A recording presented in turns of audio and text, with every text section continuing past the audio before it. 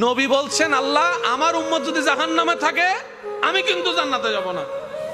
আল্লাহ বলছেন আপনি না গেলে তো জান্নাত উদ্বোধনই হবে না। এবারে মামলা কি দাঁড়ালো?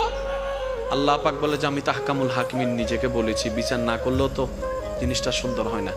ও নবী একটা কাজ করেন, ওয়ালা সৌফা ইউতিকা রাব্বুকা ফাতারদাত, আমি কাউকে বলি নাই, আপনাকে না বলেছি।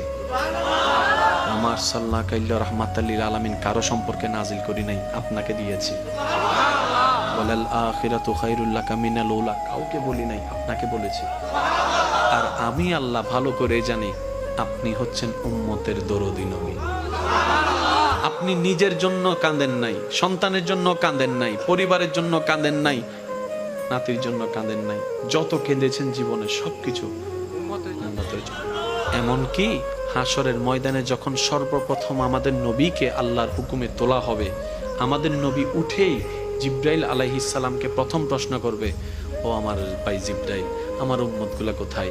আইনা উম্মতি, আইনা উম্মতি, আমার উম্মত কোথায়? আমার উম্মত কোথায়? আমার উম্মত কোথায়?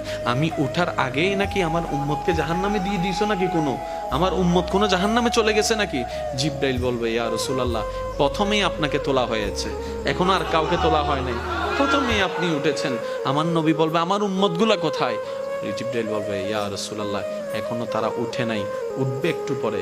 নবী দৌড়াই চলে যাবে আল্লাহর রহমতের দরবারের দিকে। সিজদায় যে পড়বে একটাই কথা থাকবে, রব্বি হাবলি উম্মতি।